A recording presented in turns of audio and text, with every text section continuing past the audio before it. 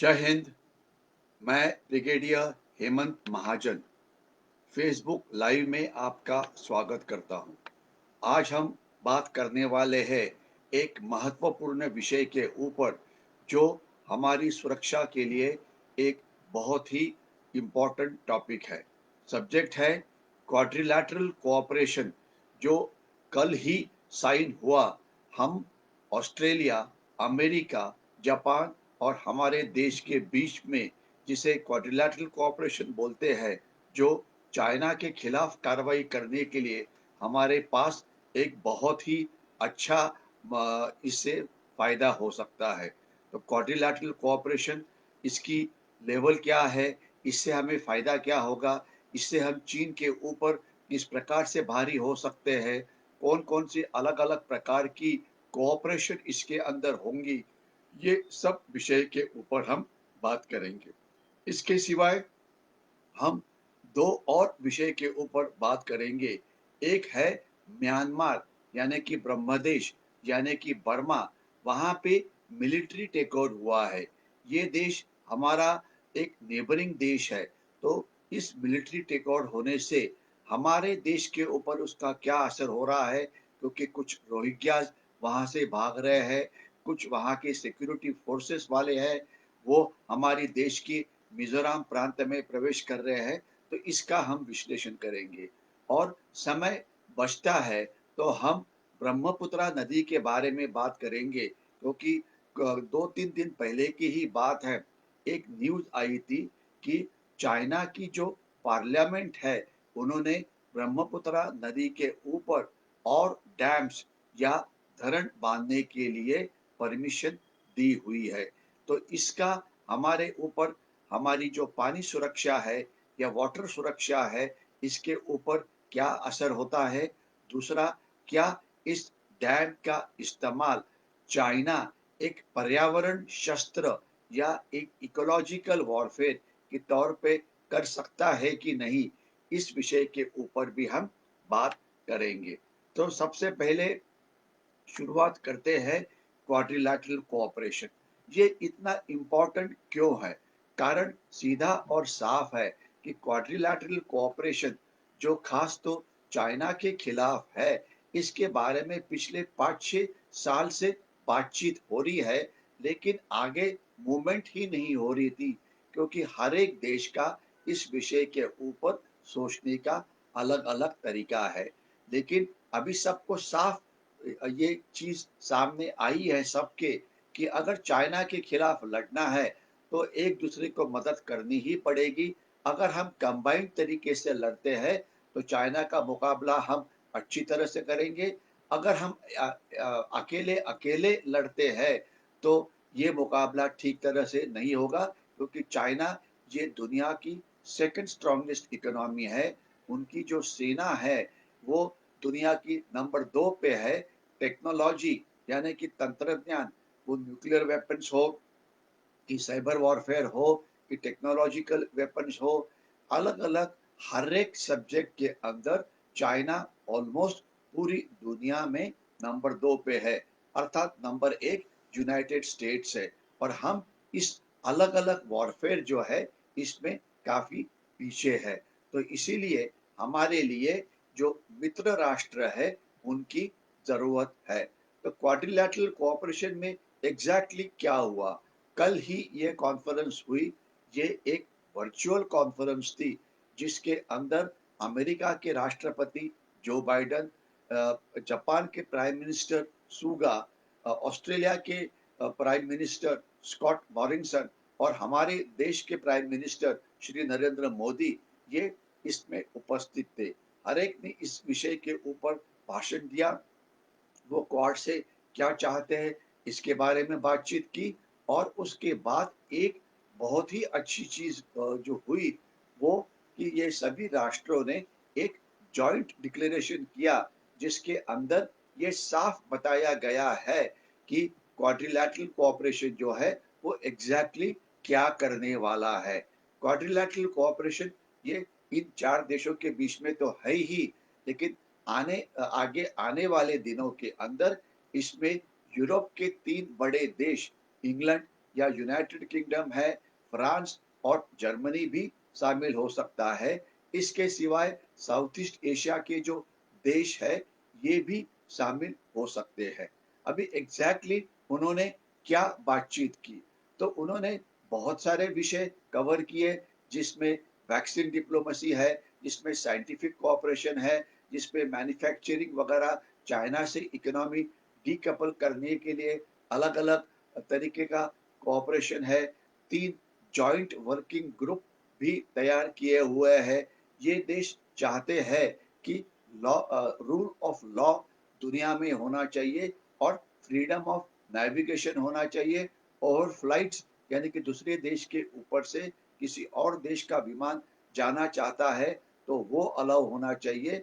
Vaccine की distribution ठीक होनी चाहिए, डेमोक्रेसी को आगे बढ़ाना चाहिए, वगैरह वगैरह।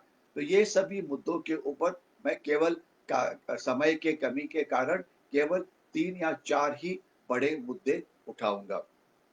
पहले तो ये एक साफ होना चाहिए कि ये एक हिस्टोरिक इवेंट था और पहली बार चाइना के खिलाफ एक अलायंस तैयार किया गया है। आपको पता है, इसके पहले जो दुनिया का सबसे बड़ा मिलिट्री अलायंस था, उसका नाम था NATO, North Atlantic Treaty Organisation, जो खासकर सोवियत यूनियन के खिलाफ था। लेकिन उसके बाद अलग अलग जो मिलिट्री अलायंसेस जरूर हुए, लेकिन उनकी व्याप्ति बहुत ही कम थी। लेकिन पिछले 15-20 साल से कोई भी अलायंस नहीं था। तो अभी सबसे बड़ा जो अलायंस ये है जिसका नाम है क्वाड, यानी कि quadrilateral cooperation Indo Pacific ocean के अंदर।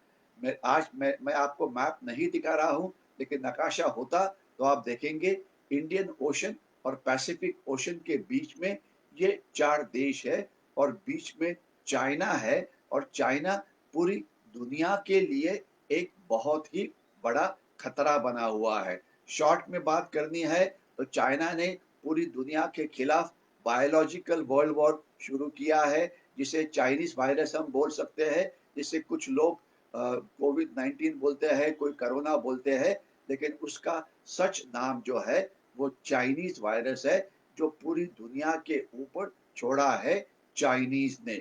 और इससे दुनिया की रक्षा करने के लिए अभी एक वैक्सीन अलायंस तैयार हो गया है।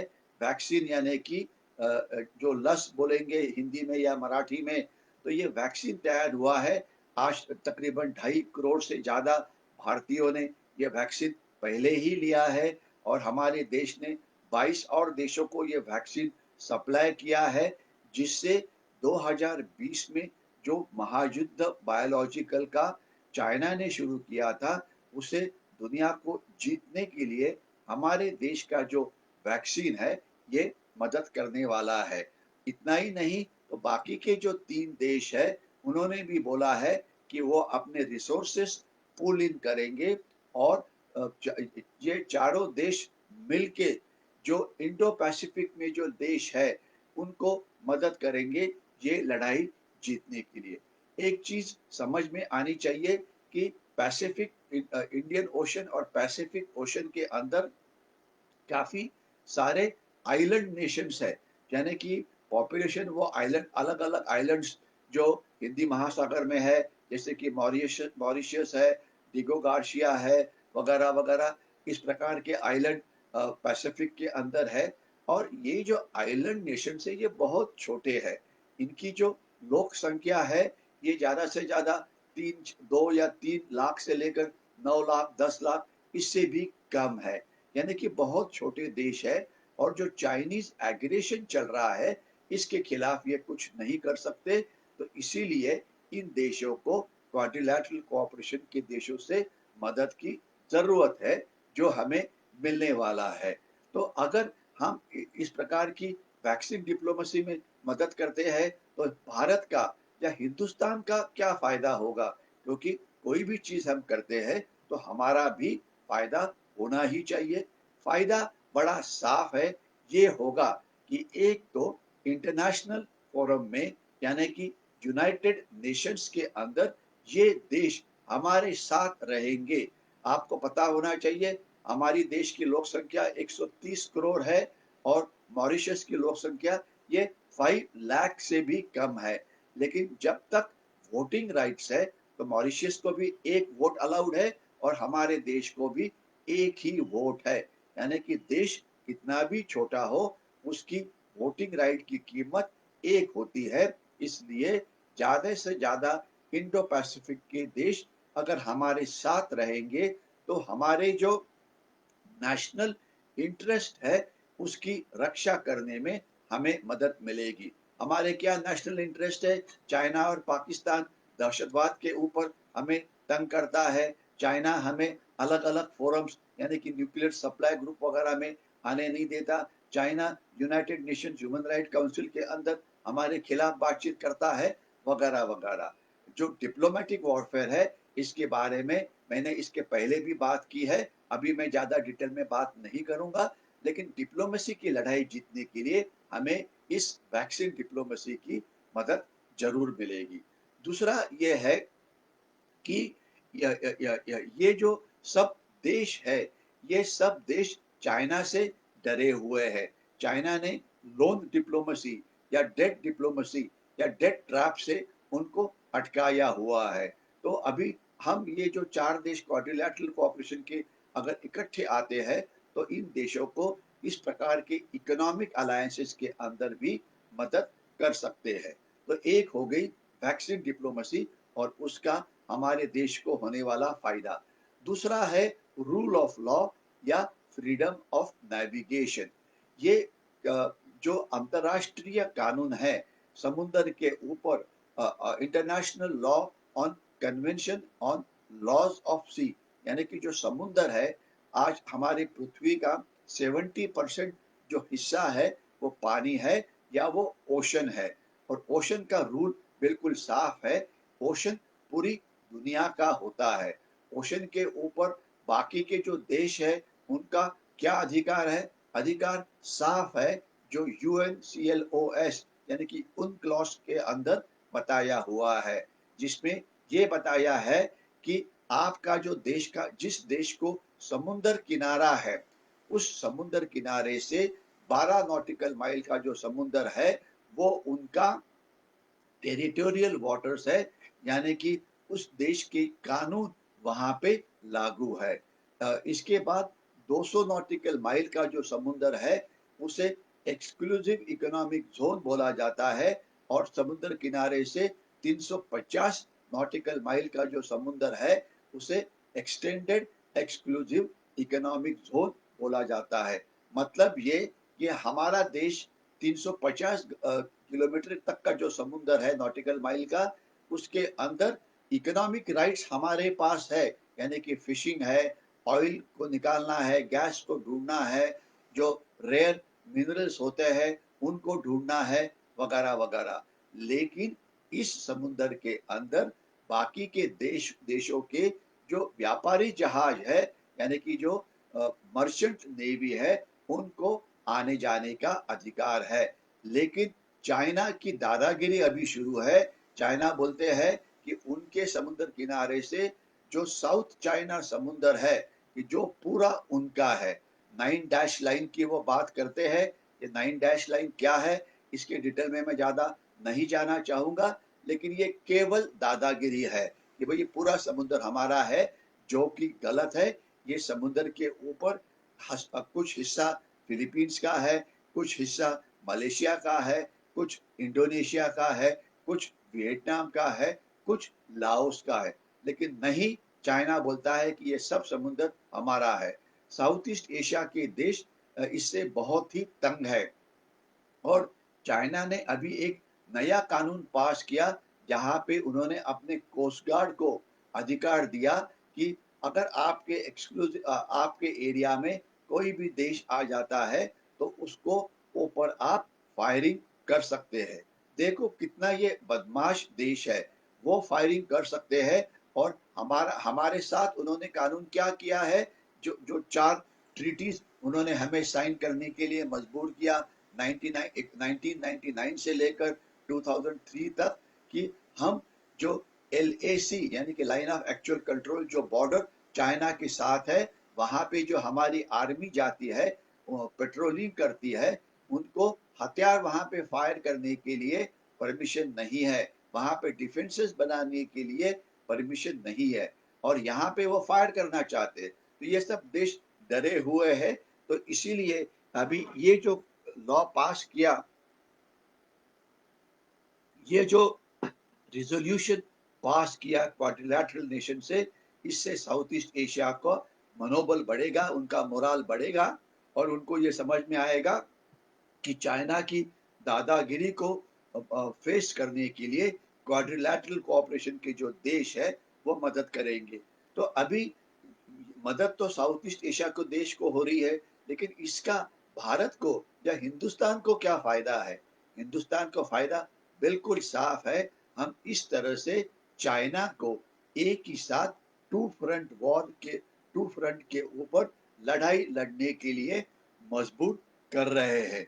मतलब क्या है कि चाइना अगर हमारे साथ गड़बड़ करता है लद्दाख के ऊपर या इंडो चाइना बॉर्डर के ऊपर, तो इसी समय उन्हें साउथ चाइना समुंदर के अंदर साउथ ईस्ट एशिया के जो देश है, इनके साथ भी लड़ाई करनी पड़ेगी, क्योंकि यही दादागिरी वो वहां पर कर रहे हैं। जापान उनके खिलाफ है। जापान के सेंकाकू आइलैंड के ऊपर चाइना बोलता है हमारा है। फिलीपींस का काफी भाग वो बोलते हमारा है। लाओस का भी वही हिस्सा है। वियतनाम के लिए भी यही प्रॉब्लम है। तो इस तरह से हम चाइना को टू फ्रंट वॉर को लड़ने के लिए मजबूर कर रहे हैं। तीसरी बात जो है वो है peaceful resolution of dispute, democratic values और टेरिटोरियल इंटीग्रिटी। टेरिटोरियल इंटीग्रिटी का मदद यह है जो बॉर्डर्स, इंटरनेशनल बॉर्डर्स जो पहले थी, इसे अभी कोई बदली नहीं कर सकता।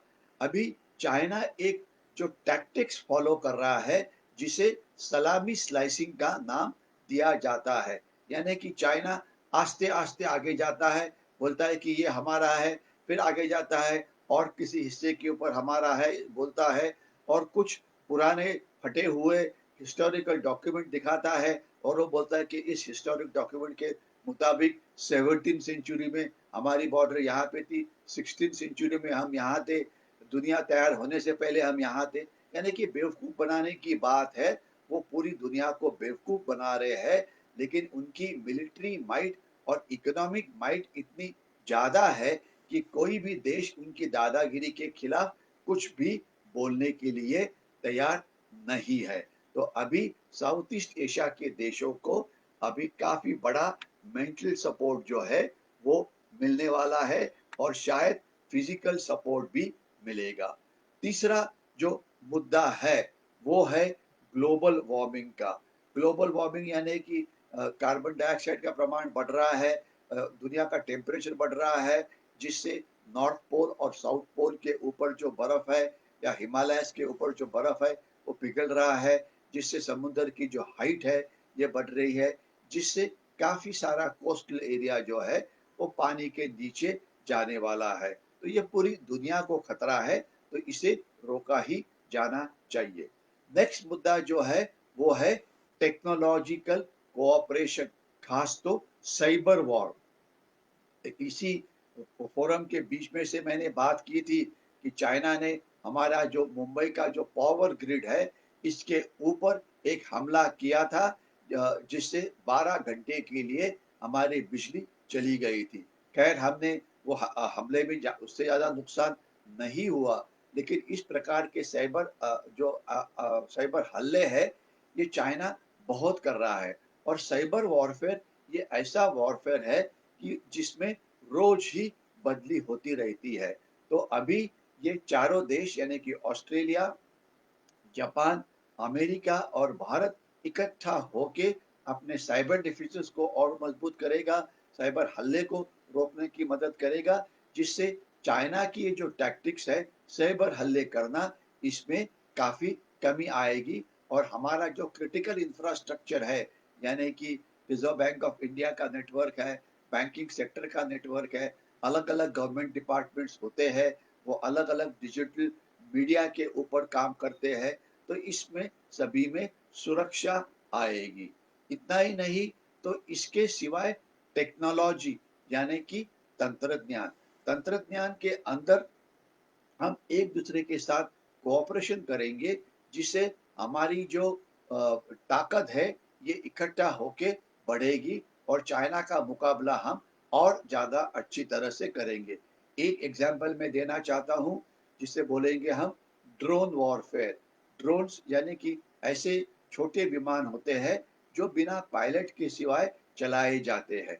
अभी आपको ये चीज़ पता होनी चाहिए, या मुझे भरोसा है कि आपको ये पक्का पता है कि चाइना ड्रोन वॉरफेयर में नंबर 2 के ऊपर है, और उन्होंने बहुत सारे ड्रोन्स ये पाकिस्तान को दिए हैं, और इस ड्रोन की मदद से पाकिस्तान अभी आर्म्स, एम्यूनिशन, एक्सप्लोजिव पंजाब में डाल रहा है, हमारे भारत के पंजाब में, और खालिस्तानी दहशतवाद को पुनर्जीवित करने की कोशिश कर रहा है। तो ये ड्रोन वॉरफेयर का मुकाबला करना बड़ा इम्पोर्टेंट है, क्योंकि ड्रोन्स ये लड़ाई होगी तो उनका काम एक अलग प्रकार का होता है। लेकिन जब नो वॉर नो पीस यानी कि अभी की सिचुएशन है, कोई इलीगल स्मगलिंग करता है, कोई इलीगल ट्रेड करता है, कोई वहां से ड्रोन के अंदर फेक इंडियन करेंसी नोट भेजने की कोशिश करता है, तो इसके ऊपर नजर रखना ये बहुत ही इम्पोर्टेंट है। दहशतवादी आ सकते हैं, उनके सपोर्टर्स आ सकते हैं, आर्म्स, एम्यूनिशन, एक्सप्लोजिव आ सकता है। तो इसमें ड्रोन का काम काफी अच्छा है। तो इसके अंदर भी हम एक दूसरे से कोऑपरेशन करेंगे। जो नेक्स्ट कोऑपरेशन है वो है इंटेलिजेंस कोऑपरेशन, यानी कि गुप्तहेर माहिती का आदान प्रदान। होता यह है कि हर एक देश के अपने अपने गुप्तहेर होते हैं, अपनी अपनी लेवल होती है। अगर कॉमन एनिमी जो चाइना और पाकिस्तान है उसके बारे में अगर हम इंटेलिजेंस शेयर करते हैं, तो हमारी इंटेलिजेंस की क्वालिटी अच्छी होती है। क्योंकि बात यह है कि समझ लीजिए कि एक दहशतवादी हमला समुद्र की तरफ से होने वाला है। 7,600 किलोमीटर की समुद्र की किनारे की रक्षा करना इतना आसान नहीं है, और हल्ला ये जो दहशतवादी हल्ला कब होगा कोई किसी को पता नहीं है। तो अगर आपको एग्जैक्ट एक्शनेबल इंटेलिजेंस मिलती है, तो इसे हमें बहुत सारा फायदा ये हो सकता है। तो यही हमारा उद्देश्य है, जिसके ऊपर हम इंटेलिजेंस कोऑपरेशन भी कर रहे हैं। इसके सिवाय जो मल्टीलैटरल ऑर्गेनाइजेशंस है, इसका इसे इससे भी अच्छी तरह से काम करवाना ये हमारा एक कॉमन इंटरेस्ट होगा। एग्जाम्पल देने के लिए यूनाइटेड नेशंस की तकरीबन 40-50 मल्टीलैटरल ऑर्गेनाइजेशंस है। एक एग्जाम्पल है WHO, वर्ल्ड हेल्थ ऑर्गेनाइजेशन, जिनका काम था कि कोरोना कब शुरू हुआ इसके बारे में बताना, इसे कैसे रोका जाए। लेकिन इन्होंने चाइना के दबाव के नीचे आते हुए इसको रोकने इसे खबर ही दी नहीं, ये बल्कि ये खबर को छुपाने की कोशिश की। तो ये जो है इन सभी जो इंस्टीट्यूशंस है, जो पूरी दुनिया की इंस्टीट्यूशंस है, वो अभी चाइना के नीचे चली गई है, क्योंकि वो उनको फाइनेंशियल एड ये काफी देता है। तो इसके ऊपर भी अभी हम कंट्रोल कर सकते हैं। तो ये सब अलग अलग प्रकार के जो कोऑपरेशन है, इसके बारे में मैंने शॉर्ट में आपको बोलने की जरूरत समझी। और सबसे इम्पोर्टेंट है कि चाइना की जो इकोनॉमी है उससे हमने डीकपल करना चाहिए। आज चाइना ने भारत को और पूरी दुनिया के देशों को अपने आर्थिक चक्रव्यूह में पकड़ के रखा हुआ है। यानी कि सभी देश सोचते हैं कि कोई भी चीज खरीदनी है तो वो चाइना से ही लानी पड़ेगी। लेकिन अभी हम आत्मनिर्भर भारत के अंदर ज्यादा से ज्यादा चीज हमारे देश में करने की कोशिश कर रहे हैं। और इस साल यानी कि जो 2020 साल जो चला गया, इसके अंदर हमने हमारा और चाइना का जो ट्रेड है, चाइना से जो चीजें हम खरीद रहे थे उसमें तकरीबन 25% से हमने कमी की है। यानी कि वो चीज अभी यहाँ पे बनने वाली है। कंटेनर्स बनाना हो, मेडिसिन बनाने हो, वैक्सीन बनाना हो, बहुत सारी चीजें। लेकिन अभी भी हमें और काफी चीजें करने की जरूरत है। तो ये अगर चाइना को हम हमारे इकोनॉमिक रिलेशन से निकालते हैं, तो वो चीज़ कहीं और से हमें मिलनी चाहिए।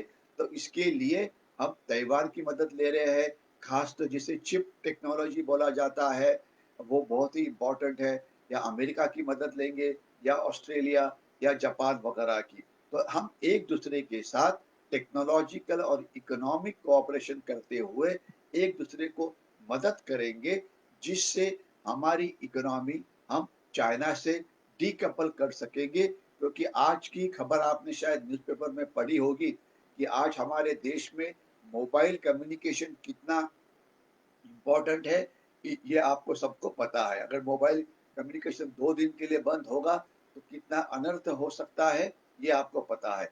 लेकिन हमारी जितनी भी मोबाइल कंपनीज़ है, वो कंपनीज़ 30 टू 40% उनके जो कंपोनेंट्स है, वो चाइना से अभी भी लेते हैं। तो इनको ये रिप्लेस करना पड़ेगा, जिसके लिए कुछ साल लगेंगे, क्योंकि चाइना हमारी इंफॉर्मेशन की चोरी करता है, चाइना ट्रेड सीक्रेट्स चुराता है, चाइना अलग-अलग प्रकार की इंटेलिजेंस ऑपरेशन करता है। तो ये सब रोकने की ज़रूरत है। तो मैंने बिल्कुल आपको शॉर्ट में ये बोलने की कोशिश की कि इस सब का हमें क्या फ़ायदा होने वाला है। तो क्वाड्रिलैटरल कोऑपरेशन हमारी देश के लिए एक बहुत ही अच्छी चीज़ है, क्योंकि अगर आपको याद होगा कि जब अ, डोनाल्ड ट्रंप का पराभव हुआ, उसके बाद कुछ एक्सपर्ट्स, जिनको मैं आर्म चेयर एक्सपर्ट्स बोलता हूँ, उन्होंने बोलना शुरू किया कि अभी जो बाइडेन हमारे बाजू में नहीं होंगे, चाइना की बाजू में चले जाएंगे। लेकिन ये हमारा देश का एक विजय है कि 2 महीने के अंदर ही जो बाइडेन, जो चाइना के साथ मित्रता की बात कर रहे थे, अभी उनके साथ उनके खिलाफ वो कार्रवाई करने के लिए तैयार हो गए हैं। तो ये हमारी देश की एक सक्सेस है। तो ये एक अच्छी बात हो गई है, जिसे हम क्वाड्रिलैटरल कोऑपरेशन बोलेंगे। दूसरा, मैं केवल 1 मिनट के लिए म्यांमार के बारे में बात करूँगा, क्योंकि म्यांमार के बारे में बहुत सारे लोगों को ये डर है कि इसका हमारे सुरक्षा के ऊपर असर काफ़ी हो रहा है। असर हो रहा है, बिल्कुल हो रहा है, क्योंकि आज म्यांमार में उनका जो रखिन प्रोविंस है, वहाँ पे जो रोहिंग्यास रहते हैं, उनके ऊपर अलग-अलग कारणों से अत्याचार किए हैं, जिससे लाखों रोहिंग्यास वहाँ से भाग गए हैं। सबसे ज़्यादा रोहिंग्यास बांग्लादेश में आए हैं, हजारों की संख्या में वो हमारे देश के अंदर भी आए हुए हैं, कुछ साउथ ईस्ट एशिया के अलग-अलग देशों में गए हैं। लेकिन इम्पोर्टेंट बात यह है कि जो सबसे पास में उनका देश था चाइना, चाइना में एक भी रोहिंग्या नहीं गया भाग के। क्यों नहीं गया? इसका कारण क्या है? क्योंकि वो डरते हैं कि चाइना में अगर हम जाएँगे, तो हमें वहाँ पे मार दिया जाएगा। तो इसलिए वो हमारे देश में आते हैं, बांग्लादेश में आते हैं। तो इसलिए आज म्यांमार के कुछ लोगों ने हमारा जो बॉर्डर एरिया है मिज़ोरम का, वहाँ पे आना शुरू किया है। क्योंकि होता क्या है कि मिज़ोरम है, नागालैंड है, हमारी 1600 किलोमीटर्स की जो सीमा है, वो म्यांमार के साथ लगी हुई है। और कुछ ट्राइब्स हमारी जो है मिज़ोरम और नागालैंड, मणिपुर के अंदर उनके उसी तरीके के कुछ ट्राइबल्स म्यांमार के अंदर है। तो वो भाग के अगर यहाँ आना शुरू करेंगे, तो हमारे ऊपर एक्सोडस शुरू हो जाएगा रिफ्यूजीज का, जैसे 1971 लड़ाई के अंदर हुआ था। तो इसलिए वहाँ पे शांतता होना जरूरी है। और इतना ही नहीं, तो वहाँ पे डेमोक्रेसी का मर्डर हो रहा है, और ये बोला जाता है कि ये जो मिलिट्री कू हुआ है, मिलिट्री के लोग जो वहाँ पे अभी राज्य कर रहे हैं, जिन्होंने 70 से ज़्यादा म्यांमार के ही लोगों को मार दिया है, उनके पीछे चाइना खड़ा है। क्योंकि चाइना चाहता है कि चाइना म्यांमार इकोनॉमिक कॉरिडोर, जो चाइना से शुरू होता है, म्यांमार के थ्रू सितवे या और दूसरे पोर्ट के पास चला जाता है, वो जल्दी से शुरू किया जाए। तो म्यांमार की स्थिति के ऊपर हमें ध्यान रखना पड़ेगा, क्योंकि म्यांमार हमारा पड़ोसी देश है, वहाँ पे गड़बड़ होती है तो हमारी सुरक्षा के ऊपर ज़रूर असर होता है। जब तक सवाल है ब्रह्मपुत्रा के पानी का, आज इसके बारे में बातचीत करने के लिए समय नहीं है, लेकिन ये ब्रह्मपुत्रा का पानी चुराने की कोशिश जो चाइना कर रहा है, ये एक इकोलॉजिकल वॉर है, क्योंकि वो पानी को रोक के अचानक छोड़ सकते हैं। तो इसके ऊपर क्या करेंगे, इसके बारे में बात हम अगले कभी एपिसोड में करेंगे। तो अभी मैं यहाँ पे रुकता हूँ, क्योंकि 25 मिनट मैंने बात करनी थी वो हो गई है, और मैं 1-2 सवाल लेने की कोशिश करता हूँ। एसके कुलकर्णी जी जय हिंद बोल रहे हैं, स्वप्निल जी जय हिंद बोल रहे हैं, मिथुन लोमटे जी इंटरेस्टिंग बोल रहे हैं, स्वप्निल महाले जी काफ़ी सारे लोगों ने कॉम्प्लीमेंट दिए हुए हैं कि ये अच्छा है, इन्फॉर्मेशन अच्छी है। तो मैं आपको इतना ही बोलूँगा ख़त्म करने से पहले कि इसे ज़रूर लाइक करिए और ज़्यादा से ज़्यादा लोगों के साथ शेयर करिए, क्योंकि हमारी देश के ऊपर जो अलग-अलग चीज़ें होती है, इन्फॉर्मेशन उसके अंदर हम सब सोल्जर्स हैं और हम सब साइबर वॉरियर्स हैं, हम सब इन्फॉर्मेशन वॉरियर्स हैं, और हमने हमेशा के लिए कोई भी चाइनीज़ चीज़ के ऊपर बॉयकॉट ही करना चाहिए, क्योंकि चाइना के साथ जो लड़ाई चलने वाली है, ये अभी भी बहुत साल चलने वाली है। तो हमने एक लंबे लड़ाई के लिए तैयार रहना चाहिए। यहीं पे मैं रुकता हूँ। जय हिंद।